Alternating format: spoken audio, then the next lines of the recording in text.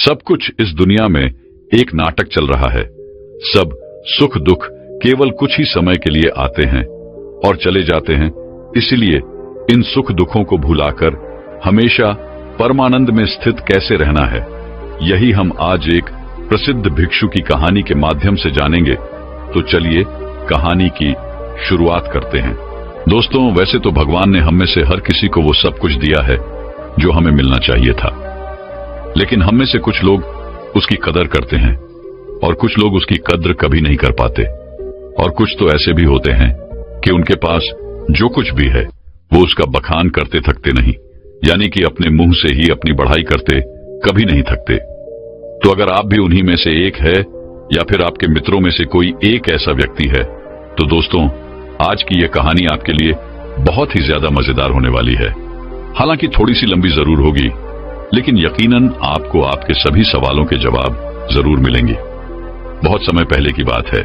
एक राजा जिसके पास इतनी धन दौलत थी कि अगर वो हर रोज दान किया करता या फिर उसे बांटा करता तो भी उसकी दौलत कभी खत्म नहीं होती।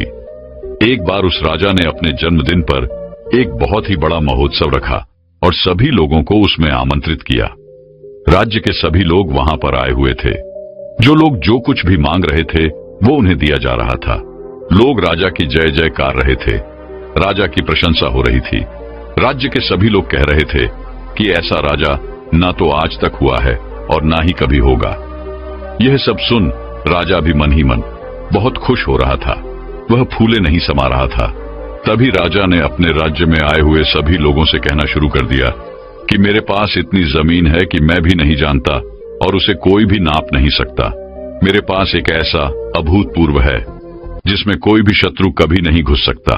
मेरे पास इतनी धन और दौलत है कि अगर मैं उसे रोज लूटाना भी चाहूं तो वह कभी खत्म नहीं होगी, और मेरे बल के आगे कोई भी शत्रु अपने घुटने टेक देता है।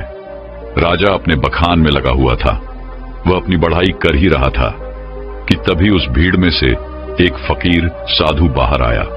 उस साधु ने राजा से कहा, है राजन, तुम्हारे पास कुछ भी नहीं है, फिर तुम भला इतनी अपनी बढ़ाई क्यों कर रहे हो? मुझे तो लग रहा था कि मैं ही गरीब हूं, लेकिन तुम तो मुझसे भी ज्यादा गरीब निकले। इतने लोगों के सामने जब फकीर ने राजा से यह सब कहा तो राजा को क्रोध आ गया। राजा ने तुरंत ही उस फकीर को कारागार में डाल दिया।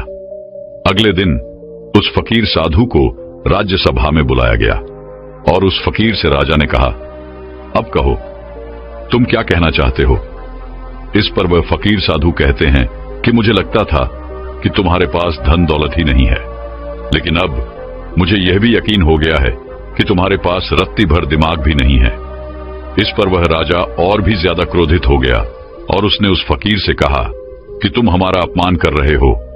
हम चाहें तो तुम्हें अभी के अभी तुम्हें हम मृत्यु दंड दे सकते हैं।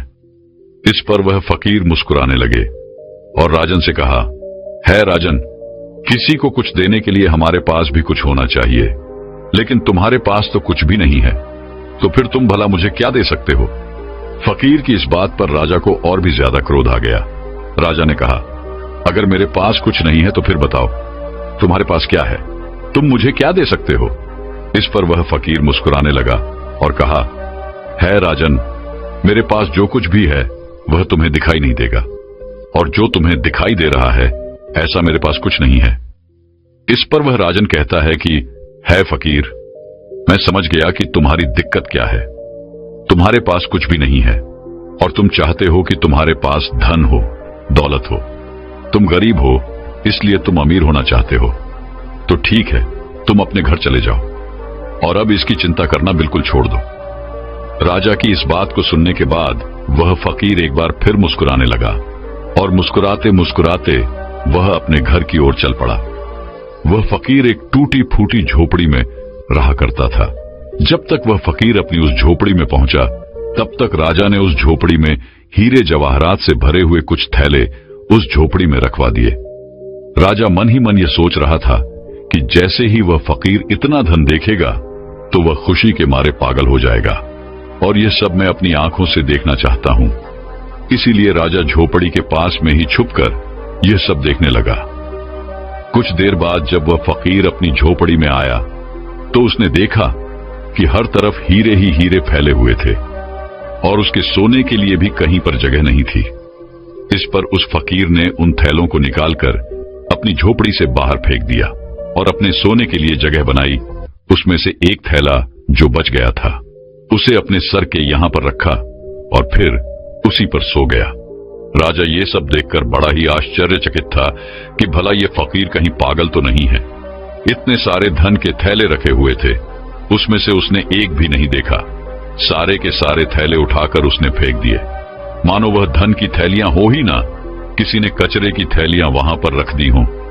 ये सब राजा सोच ही रहा था कि तभी राजा के मन में एक और विचार आया।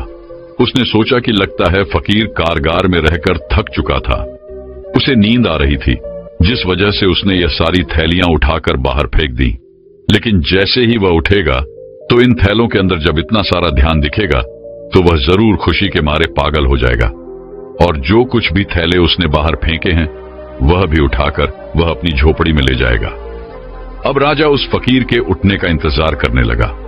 देखते ही देखते एक पैर बीत गया। वह फकीर नींद से उठा और उसने देखा कि आसपास जो भी थैलियां बची हुई थी उसे भी उठाकर उसने बाहर फेंक दिया और साथ ही साथ वह यह भी कह रहा था कि यहां पर किसने इतना सारा कूड़ा कचरा डाल दिया है। उस फकीर ने अपने झोपड़ी की साफ सफाई की और फिर बाहर आगे की ओर चल पड़ा।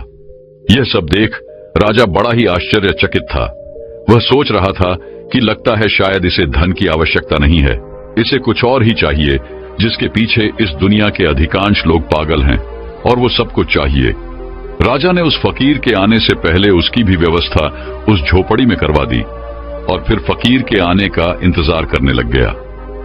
कुछ समय बाद जब वह फकीर वापस आया, अपनी कुटिया में अंदर की ओर प्रवेश किया तो उसने देखा कि कुछ लड़कियां फकीर का इंतजार कर रही थी, जो बिल्कुल जवान थीं, जिनके अंदर यौवन कूट कूट कर भरा हुआ था। वे सभी अपनी अदाओं से उस फकीर को लुभाने की कोशिश करने लगी।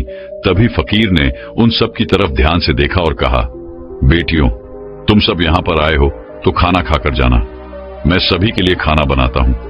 उन फकीर ने सभी के लिए भोजन बनाया और सभी को भोजन भी खिलाया। वहां पर उपस्थित जितनी भी लड़कियां थीं, अब उनके पास कहने के लिए कुछ नहीं रहा था। तभी उन फकीर ने कहा कि हमारा मन साफ होना चाहिए, तन से कुछ नहीं होता और हमारा मन तब साफ होगा जब हमारा मन स्थिर होगा। मन की चंचलता हमें लूट लेती है, हम भटकते हैं और सिर्फ भटकते ही रह जाते हैं। लेकिन अगर मन शांत होगा, स्थिर होगा, तो हम उन ऊंचाइयों को पा सकते हैं जिसकी आपने कभी कल्पना भी नहीं की है। सभी लड़कियों ने एक एक करके उन फकीर का आशीर्वाद लिया और वहां से चल पड़ी, मानो वो सभी लड़कियां अपने पिता से मिलकर घर वापस जा रही हों। राजा ये सब देख रहा था और उसे ये सब देखकर बड़ा ही आश्चर्य हुआ। राजा एक बार फिर से सोच में पड़ गया कि आखिर इस फकीर को क्या चाहिए। इसने धन नहीं लिया, इसने उन स्त्रियों को भी खाना खिलाकर भेज दिया, तो फिर ऐसी कौन सी चीज है जो इस फकीर को खुश कर सकती है, जो इस फकीर को चाहिए। बहुत देर सोच विचार करने के बाद राजा के मन में एक और नया विचार आया और वह सोचने लगा कि एक ऐसी चीज है जिसके लिए लोग परेशान रहते हैं, जिसके लिए लोग षड्यंत्र भी रचते हैं और जिंदगी भर इसे पाने की कल्पना करते रहते हैं, लेकिन ये सबके भाग्य में नहीं होता। यह सब सोच विचार करने के बाद राजा फकीर की झोपड़ी में चला गया। फकीर ने जैसे ही राजा को देखा, उसने राजा से कहा, है राजन, आइए, आपका स्वागत है। इस पर राजा ने कहा कि मैं आज आपको